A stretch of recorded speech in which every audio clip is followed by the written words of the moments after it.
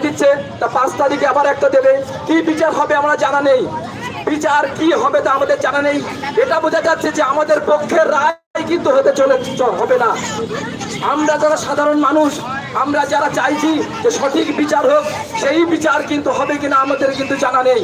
আমাদের সঠিক বিচারের জন্য আমাদের পথে, রাস্তাঘাটে, সমস্ত জায়গায় এই রাজপথ দখল করে দিন রাতের যে দখল চলছে, মেয়েদের, ছেলেদের সেই দখল এবং সেই প্রতিবাদ, সেই মিছিল কিন্তু চালিয়ে যেতেই হবে। কিন্তু এই বিচার, সুবিচার এবং শাস্তি কোনো কিছুই হবে না। এবং যে সমাজের আমরা আশা করছি, যে সমাজের শিক্ষা ব্যবস্থার পরিবর্তন প্রয়োজন, সেই শিক্ষা ব্যবস্থার পরিবর্তন হবে না। সমস্ত কিছুর জন্য যে শিক্ষা ব্যবস্থা পরিবর্তন দরকার, অবশ্যই যাতে ধর্ষক তৈরি না হয়, যে শিক্ষা ব্যবস্থা পরিবর্তন এই জন্য যারা লুটেপুটে তৈরি হয়, যাতে লুটেপুটে খাওয়ার শিক্ষা ব্যবস্থা না হয়, সেই সমাজ ব্যবস্থা, সেই শিক্ষা ব্যবস্থা এবং স্বাস্থ্য কেন্দ্রে প্রচুর পরিমাণে ডাক্তার প্রয়োজন, শিক্ষা ক্ষেত্রে প্রচুর শিক্ষক প্রয়োজন, এই সমস্ত দাবি আমাদের প্রয়োজন। সমস্ত কিছুই লুকিয়ে আছে এর মধ্যেই। সেই জন্য একটা বিচার হয়ে যাবে, তিলোত্তমার অপরাধীদের সাজা হয়ে যাবে, শাস্তি হয়ে যাবে। কেউ বলছে কুকুর দিয়ে খাওয়ার শাস্তি হয়ে যাক, ফাঁসি হোক, সবাইকে ফাঁসি হয়ে যাক, কিন্তু এই অপরাধ কি বন্ধ হয়ে যাবে? আমরা চাই দৃষ্টান্তমূলক শাস্তি হোক। এই ছাত্রছাত্রীরা সবাই চাই এই দৃষ্টান্তমূলক শাস্তি হোক, আমরাও চাই দৃষ্টান্তমূলক শাস্তি হোক। কিন্তু শাস্তির পরেও যে সমাজ ব্যবস্থা আছে, যে শিক্ষা ব্যবস্থা, তার আমূল পরিবর্তন প্রয়োজন। তা না হলে আমাদের এই অবস্থা দিনে প্রতিদিনই ঘটতে থাকবে। একটা মেয়ে বাইরে বেরোতে পারবে না, একটা ছেলে বাইরে বেরোতে পারবে না। যখন কোনো সন্তান বাইরে বের হয়, পড়ার জন্য হোক বাইরে, কিংবা শিক্ষার জন্য হোক কলকাতায় যায়, বাড়ির প্রত্যেকটা গার্জেন, মা বাবা সকল সময় চিন্তা করতে থাকে মেয়েটা কখন আসবে। এই চিন্তা কাটা থাকবে কিসের জন্য? একটা ভয় থাকে আসলে, সেই সুরক্ষা আসলে নেই। এই জিনিসটা যদি না থাকতো, মা বাবার কিন্তু চিন্তা থাকতো না। আজকে আমাদের এত সুগার, এত প্রেশার কেন? এই চিন্তার জায়গা থেকেই। চিন্তা করতে করতে আজকে অভিভাবক পরিবারগুলো অবস্থা খারাপ হয়ে যাচ্ছে, বাইরে বের করে কারোর শান্তি পায় না। সেই সুরক্ষা আমাদের প্রয়োজন।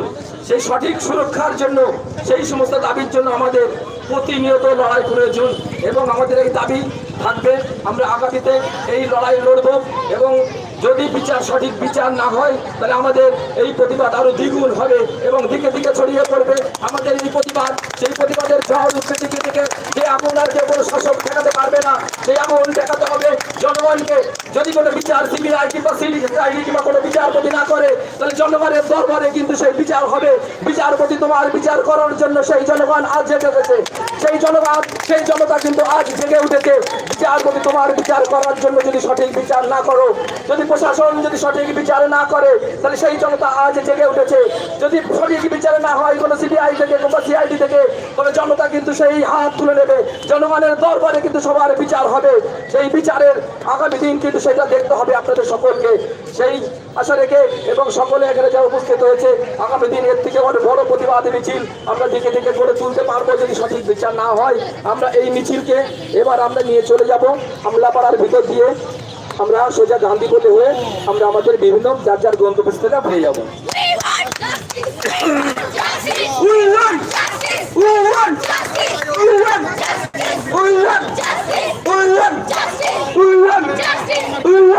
বিচার চাই,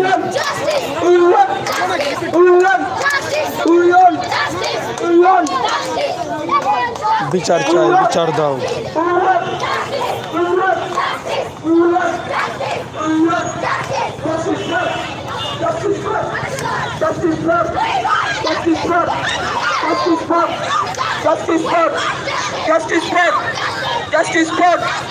সকল কর্মক্ষেত্রে নারীদের সত্য ব্যবস্থা করতে হবে।